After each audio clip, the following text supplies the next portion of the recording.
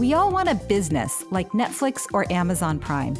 Businesses where once a customer engages with them, it becomes automatic and a part of their lifestyle from then on. But how do you build that forever transaction?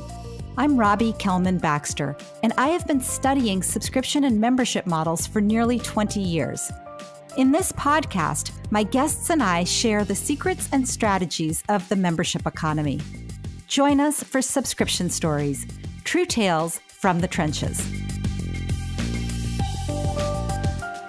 As subscription organizations scale, one of the trickiest challenges they face is entering international markets. While they often focus first on things like managing local currency, translating copy into local languages, and ensuring compliance with regulations around privacy, security, and recurring billing, these tactical steps are only table stakes. Today, we're going to talk about what it really takes to grow your subscription rapidly outside of your home country. My guest, Renate Nyborg, is an expert on going global with subscription and membership models. Prior to her current role as general manager of the EMEA region for Tinder, she was at Headspace, where she built and led its first international product and marketing team. She previously spent over 4 years at Apple, where she led the App Store subscription business in Europe, helping both the world's biggest subscription companies and the many small and fast-moving European subscription startups learn to compete on a global stage. In this wide-ranging conversation, Renate and I discuss how to staff your first international program, the biggest mistakes American subscription businesses make when scaling into Europe, and the most powerful secret to increasing lifetime customer value, not just in Europe, but everywhere.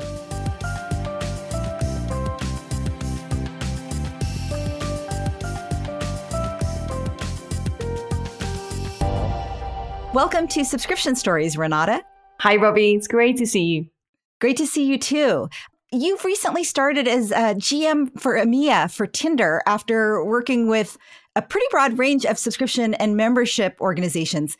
I mean, when it comes to people, especially in Europe, that have deep, deep expertise on the subscription model, particularly with mobile apps, and particularly at the intersection of the United States and Europe, I don't think there's anybody more knowledgeable than you on subscriptions in Europe and what it takes to be successful there and globally. So I'm really excited to dive into our conversation.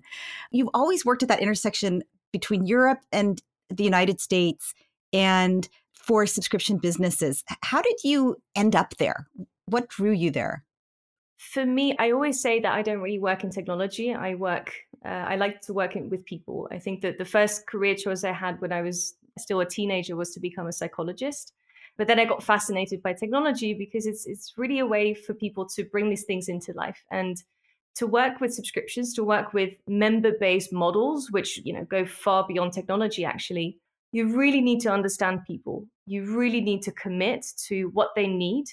And you need to commit to serving those needs and being incredibly honest with yourself. You can't just sell something to someone once and walk away. And I've always been, it's probably my Nordic side, but I've always been attracted to the hard honesty that brings to the relationship you have with your product and with your customers.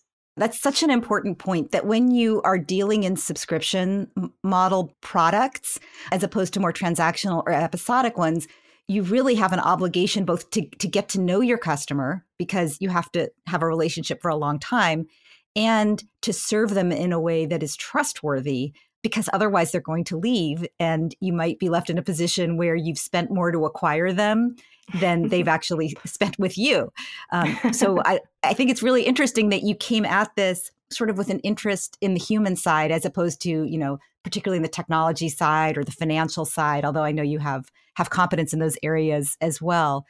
Particularly in your time at Apple, you were kind of working in both directions. You were helping large, mostly American subscription businesses adjust, localize for other markets, but you were also helping European subscription startups figure out how to pretty quickly go beyond their own borders across Europe and then into other regions. What were some of the biggest challenges you saw kind of in each direction? I think in terms of American companies coming this way, I'm currently based in Switzerland, it's very easy to be overwhelmed by the incredible complexity of operating Europe. which comes into many things, right? Like, I think one of those angles is obviously the need to localize, the need to translate, the fact that often there are local competitors. Europe has done pretty well over the years at coming up with local equivalents to American services before the American services localize themselves. But in addition to that, if you really commit to a market into Europe, eventually you'll need to put boots on the ground. And I've seen many companies, I've worked with some companies through the challenges of understanding local HR, local recruitment, the differences that there are on a by market basis on how you can hire, how you can fire, which is a reality of things as well. But even before that, I would say there is probably not, I think, the right perspective of how big the opportunity in EMEA is. And, ultimately, I think the smart kids, they look at a company like Netflix, right? Netflix, we think of it as one of the great, probably the great American subscription company. But even for Netflix, international, especially Europe, has been the majority of their growth for the last 6-7 years. This is not a recent thing. I think for years on end, I would amuse myself because they kept missing their American forecast slightly, and they kept massively overachieving on their forecast for international growth. And, if you get it right and Netflix really invested after a period of time, this should be your biggest growth opportunity once you've hit a certain level of maturity in the US. Going the other way, I was listening to, there was a small fireside chat with Daniel Ek, founder of Spotify recently, who, obviously really popularized and I think taught Europeans about subscriptions for us all to benefit from. And, he said this thing where it's kind of crazy that with all the money that we spend on digital products and services, with all the talent that we have, especially in kind of the more technical side of things, that we don't have a single 100 billion plus company founded in Europe apart from SAP, let alone $1 trillion companies like we have in the US and China now. So I'm actually very excited about the work that I do and will continue to do with European companies. And, hopefully we'll be providing some equivalents to the great American subs companies soon. Spotify is probably the most well-known globally of subscription businesses that were started in Europe. What do you notice is, if anything, is distinctly Nordic or European about the way Spotify has launched, expanded, and thrived versus, let's say, an American counterpart like a Netflix, for example? So apart from the fact I can make all kinds of jokes about it being dark all the time in the Nordics, and so people have nothing to do but sit inside and subscribe to things, which is partially true. Sweden's tiny, right? Sweden's 9 million people. I think, I can't think of an American state that has just 9 million people living there. So Spotify had to be built for the world from day one. American companies can build for the US and have a very healthy business there for 10 to 15 years before they reach a level of scale where they need to start to look elsewhere. So I used to manage the Nordics at Apple, and I'd often tell people and tell developers from bigger markets, there's something you can learn from these small countries by building for the world from day one. And again, if you're half ambitious, you know that you will need to go there eventually. After 10 or 15 years, you will always have to go there, whether you're coming from the US or from China or Japan. You can avoid many of the pain points that you'll have to solve if you have to adapt to local audiences, localization, and so on later on. And these things are maybe not the sexiest things, but having the right approach to your CRM, to your CMS, all these types of things from day one will definitely help you scale and grab global momentum much quicker than people that don't. So if you are starting out right now, let's say that you're in the United States or you're in China or one of these larger markets or India, and you're getting started, and you were an organization, let's say that was lucky enough to have you as an advisor, what would they do differently? When you said build for the world from day one, which is an awesome phrase, what would you have them do differently from day one? What would be maybe 2 or 3 examples of what you would say that they might think that they should do and you'd direct them differently? The first thing I would do is to look at tooling carefully, to work with tools. For example, when you're getting started as a subscription company, you can hit the ground running by working with different tools to help you, for example, manage your subscription more easily. You're talking about software tools. Software tools, that's right. You will be looking at tools to localize strings or to put strings of content into the app. And you would be amazed how many times, like dozens of companies, no matter what size, that end up hitting this block in the road where they're like, oh, well, we'd really love to go to Germany, but we'd have to basically replace our entire infrastructure in order to do that. And it doesn't take a huge amount of work up front to make sure that you're working with companies that have the right plugins, have the right tools and features to work with or to talk to other international platforms. As an example, pricing and being able to offer to take payments based on local models will be incredibly important over time. Even for the App Store, I remember like the Netherlands, which is of course, a highly advanced European market, people didn't have credit cards. So growth of the App Store was really restricted for a long period of time. And of course, for the subscriptions that wanted to sell there, because people just couldn't pay for things like Netflix and other things on a recurring basis. So that's the first thing. Look at tools and services and make sure that whatever service providers you go with have an international outlook, have a track record of updating. If there is a huge new payment method in Asia, in Europe, check that they have regularly created software updates to be compliant and to be compatible. The second thing is just start with doing a competitor landscape mapping, looking at pricing, looking at marketing methods. Even if you want to start by focusing on one market, having a clear sense of where you can foresee friction 5 years down the road, 10 years down the road, that is really going to put you in a great place from the very beginning. And it'll probably inspire you to get things right from the beginning. If you start with a price point from day one that isn't going to work anywhere except your core or your initial market, maybe you want to rethink that before you even launch. Maybe you want to think about the subscription plans that you offer. So those would be my 2 points of advice: tools and get to understand the global landscape before you start to build. Yeah, these are so important. On the tools, when you're talking to your potential partners, your software providers, your solution providers, even just asking them, like Renate, like you said, is so important to ask them, talk to me about some of your clients that have grown globally. Talk to me about how you handled the most recent update in payments in this market or that market. What do you have in terms of boots on the ground in those markets? I think all of those things are just good to ask from an early stage. And your other point about having a clear vision of where you're trying to go, even as you're taking your first baby steps, is so important. That North Star really helps you think critically about every little step you take at the beginning and can really set you up to, I think, to go much faster. So I think not just in going global, but really in everything you do, attracting new markets, expanding into different services, having that vision is really important. Yeah. You told me the last time we talked that you thought that most American organizations over-index on the UK when they are expanding into Europe. I'm curious about that and what evidence you have and why you think that is. Because it's easy.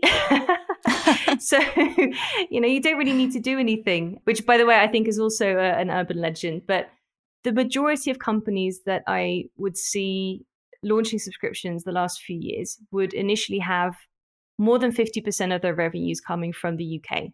And that is because the product is already localized. The UK is, of course, very used to content, culture, even news coming from the US. So if you're a company that has managed to reach the point of mainstream awareness, you're probably going to be on the news and in newspapers in the UK too. However, just, by numbers, the UK, 67 million people, exact same population size as France. The UK actually has a smaller economy than Germany. People currently spend more per average subscriber in the UK, but Germany is 88 million people by comparison. And then depending on the kind of service you run, the Nordics, as an example, they are just as mature, if not more so than the UK in terms of mobile adoption, in terms of bandwidth, fantastic fiber everywhere throughout the Nordics, and a very high propensity to pay. So the Nordic markets put together, you don't really need to localize depending on the business or service you have, at least not for a long period of time. So for me, one of the biggest things I always talk to people and companies about is just how much incredible value there probably is to unlock quite easily in Europe, either based on market size, bigger market sizes, or the same to the UK, and markets where you don't really need to translate, but you just need to invest a little bit in understanding and adopting to the local market.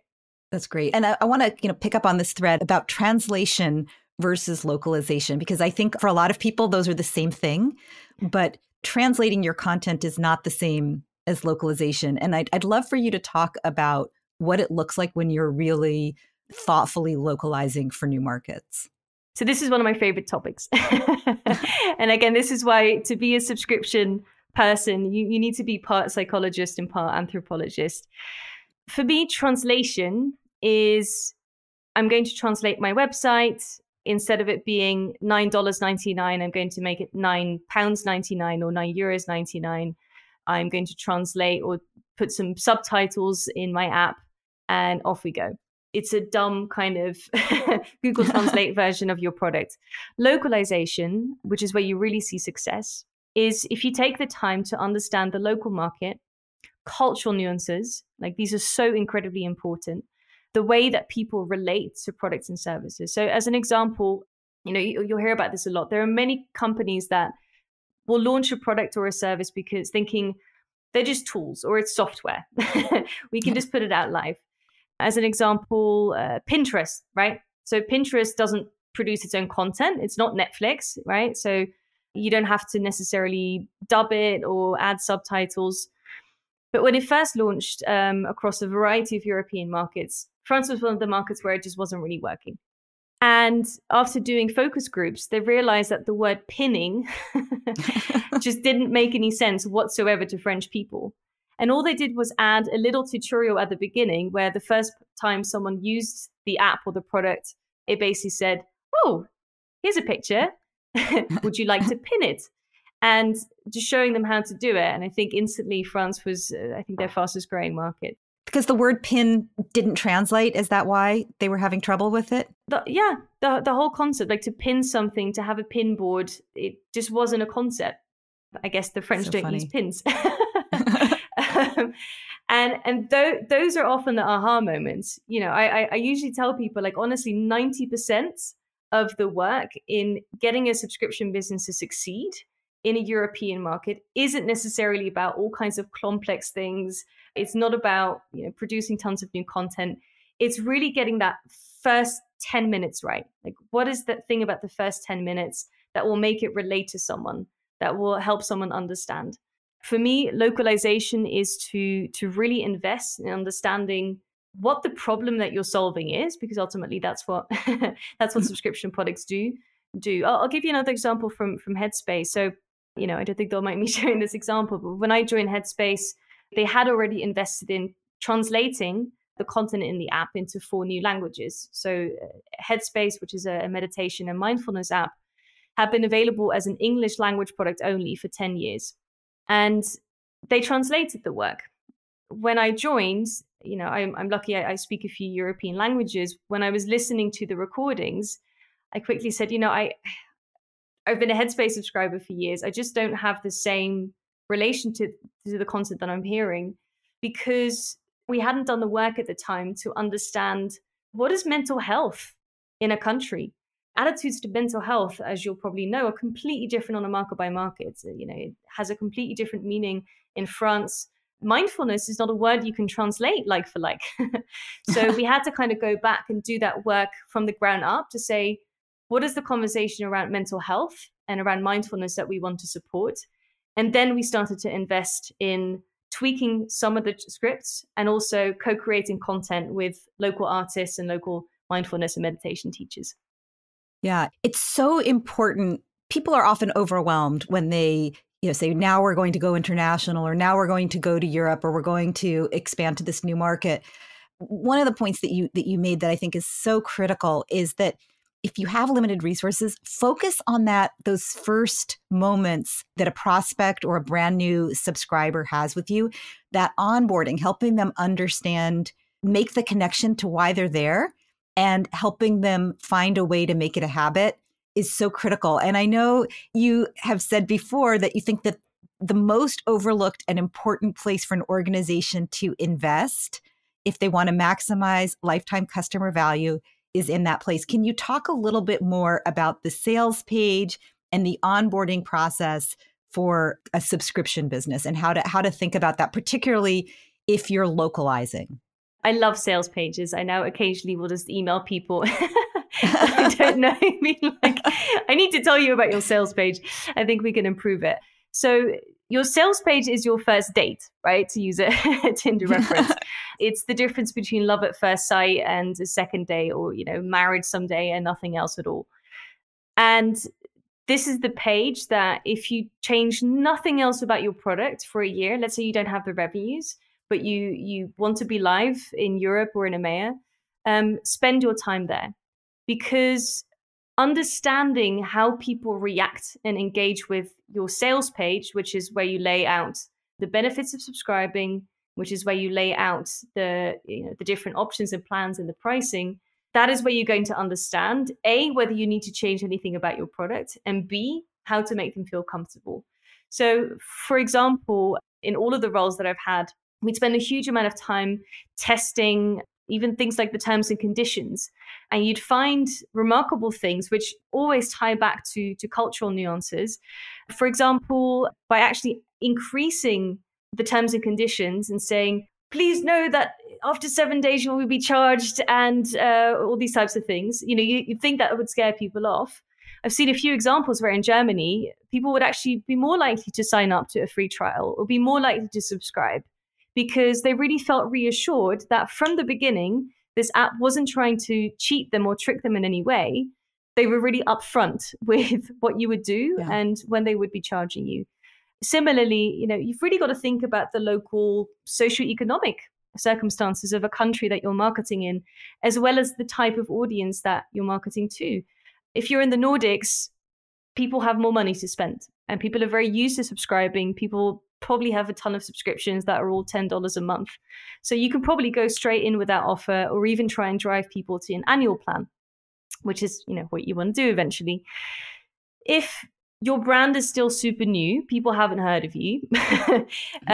If your product is new, your service is new, or if you're in a market or marketing to an audience of generation, say Gen Z, which doesn't have quite as much to spend, you probably want to focus on slightly cheaper subscription packages, a lower time to commit, say weekly plans or bi-weekly plans. Just make it easy for someone to say yes. So just like that first date, make it super appealing, not scary, and think about how you're going to make someone feel comfortable going out and maybe holding hands with you. You're a true Tinder person, using metaphors of dating and romance in your subscription model. Although, I don't know if you know this, but in my book, The Forever Transaction, my dedication is to my husband, who I call my own forever transaction. So I, of course, love that metaphor. You talked about the sales page, which I think is really important, and the headline benefits being really clear, and also letting people know how they can leave if they need to leave. So the opposite of hiding the cancel button. Once somebody clicks to subscribe or clicks for the trial, how do you onboard them so that they decide to stay? Because for so many organizations, they find this kind of failure to launch, failure to fly, right? They signed up, but then they never used the product, or they signed up and they binged on the product and then they left. How do you onboard them in such a way that you can make their habit? And does that differ by region, by culture? Is language part of it? How do you think about that onboarding phase of making your subscription into a habit? So I think the first thing is, say you can and should design for engagement. This especially is true for any apps with a motivation-driven intent, say education, weight loss, health and fitness.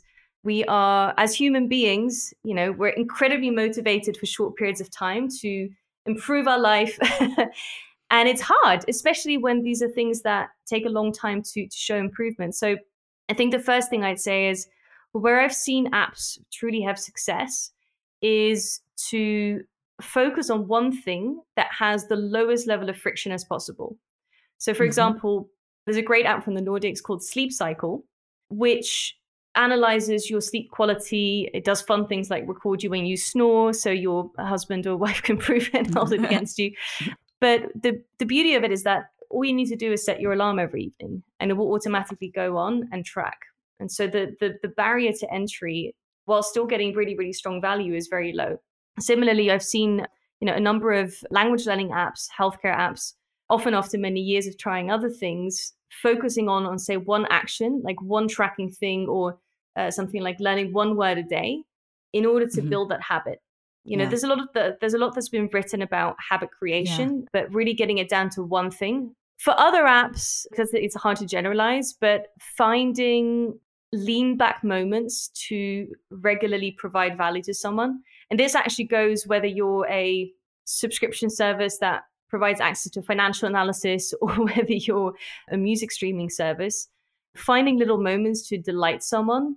And again, ideally based on stuff they're already doing. If you're using that software to listen to music, let people know what other music they should be listening to. So at the end of the day, even though all of these apps and all of these products say it's only 10 minutes a day, you can become fluent in French in 10 minutes a day. Sure, but if I want to become fluent in French and I want to learn how to run 10K and I want to learn to play chess, which are all things that I have on my phone that I would like to do, that adds up to a lot of 10 minutes a day.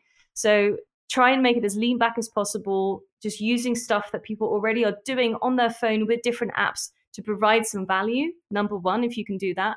And if not, if it's a more intensive, higher commitment type thing, find that one moment, recommending them a piece of content, a simple habit tracking thing to keep them coming back before they can get really, really hooked on your product.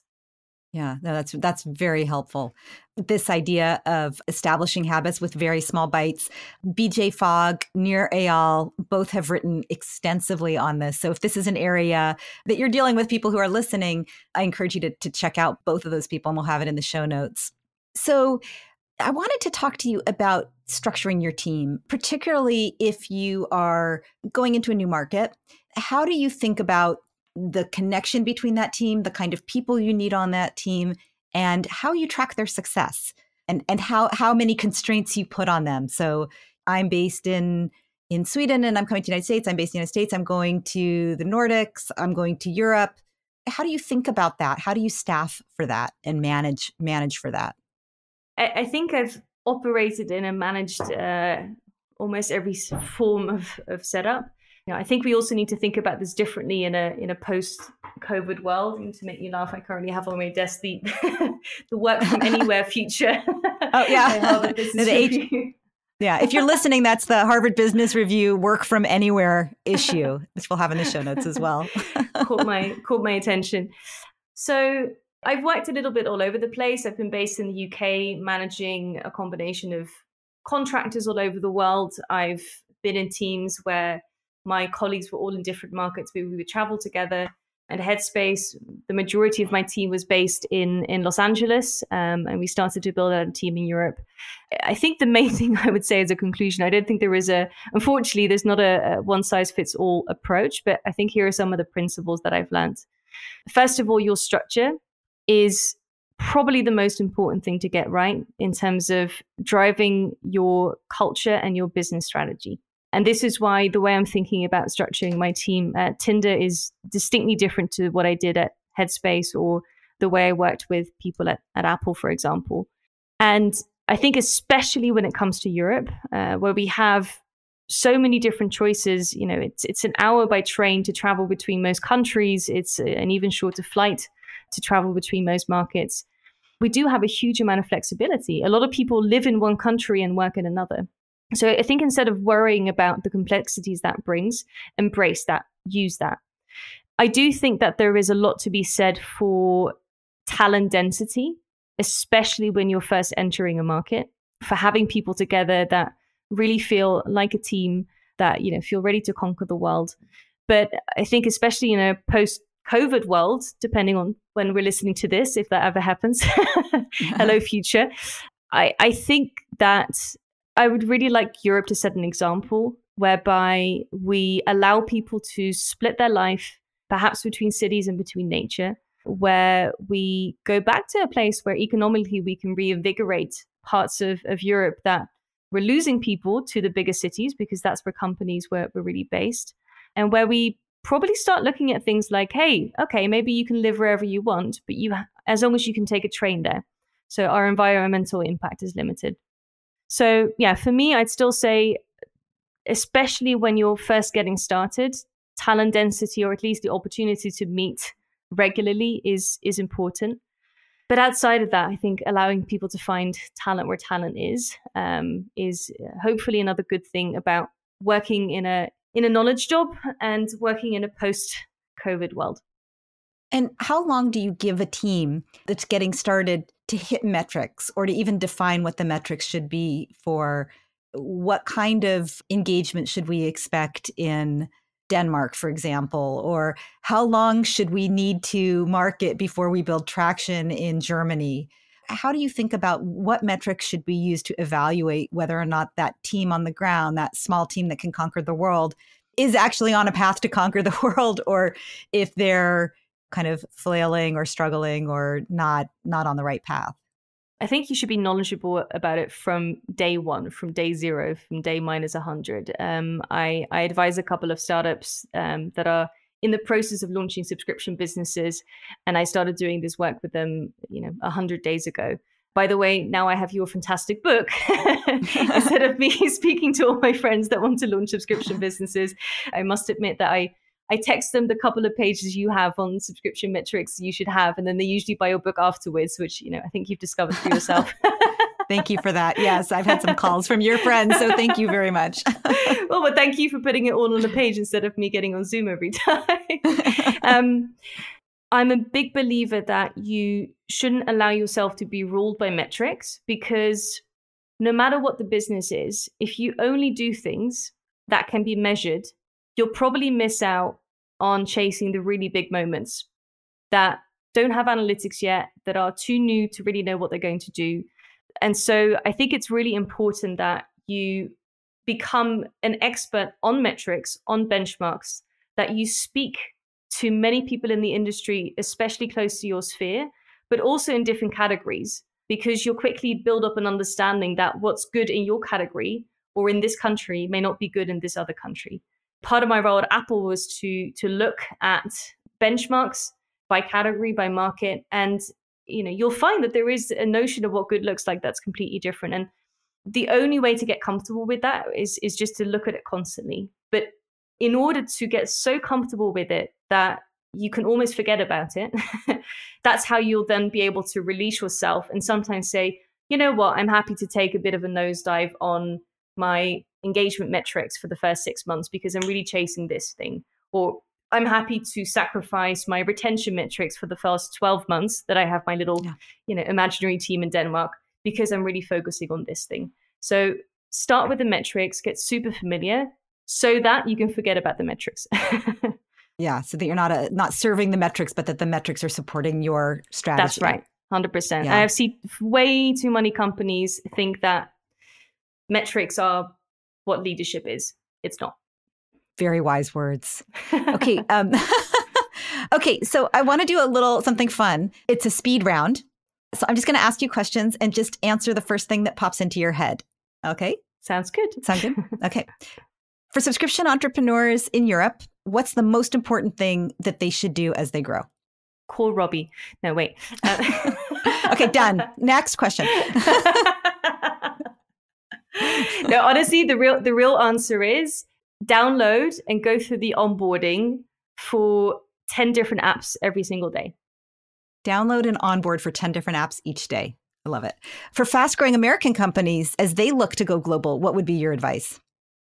Call Robbie. No. Speak to people on the ground and look at companies that have initially failed and eventually succeeded. There's actually a pretty obvious playbook when you look at Netflix, YouTube, some of these companies, especially as they're still figuring it out. Yeah, really interesting point where they failed and where they succeeded. I'd also say don't be guilty. I've had so much mea culpa from some of the biggest subscription companies in the world, or being embarrassed that now they're really starting to look at certain elements of Europe or localization. It's never too late to start. Just the way you can start learning the piano when you're in your 50s. Like, actually, most companies are really just getting to this right now. So there's no such thing as a stupid question. And if you call people in Europe, we're very friendly. I think you'll find a lot of people happy to give you advice. But don't call Renate until you read my book. Okay, first subscription you ever had? Donald Duck magazine. That's a first. Your favorite subscription today outside of your current employer? Sweat with Kayla. just embarrassed to say this. But, having been stuck inside for almost a year, I use it almost every single day. I never thought I'd like it, but it's very important part of my routine now. I pay happily. A time that you remember feeling like a real member, like you really belonged. Yeah, I have to say Spotify. I've been a Spotify subscriber pretty much since it launched, I think for 12 years. And I think it's actually the fact that you can see how far back your history goes. And they have these fantastic time capsule things now, which serve me up my 12-year history with the company. And I just love that.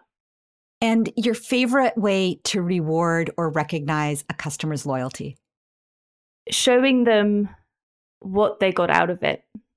Yeah. It's funny. The impact, yeah. Which I've seen in lots of different ways, but bringing it to life somehow. If you're a language learning app, giving them a certificate from a little language learning school, giving them a chance to attend an event with your favorite meditation teacher, all these types of things, especially when it's a surprise, are a wonderful way. I'm still a very big believer in the power of offline and the power of physical things. And I think if you can match that with the investment someone makes in your digital product, that's a wonderful thing. Renate, thank you so much for being a guest on Subscription Stories. This was fantastic. I've learned, it's been such a pleasure reading you over the years and getting to know you most recently. And I really have to thank you. This is an area of life that has been a passion of mine for 12 years. And no one else in the world has done the work to lower the barrier of entry, to put all of these lessons into a single place. And I really hope that your book and various other things are going to help us find some more 100 billion companies in Europe with a subscription business model. Oh, I sure hope so. Thanks so much. Great to talk to you. Thanks a lot, Robbie. Have a great day. Bye. That was Renate Nyborg, General Manager EMEA at Tinder. For more about Tinder, go to tinder.com. And for more about Subscription Stories, as well as a transcript of my conversation with Renate, go to robbiekelmanbaxter.com/podcast. Also, if you like what you heard, please take a moment to write a review and give us a star rating. And mention Renate's interview if you especially enjoyed it. Reviews matter so much in helping others find us. Thanks for your support, and thanks for listening to Subscription Stories.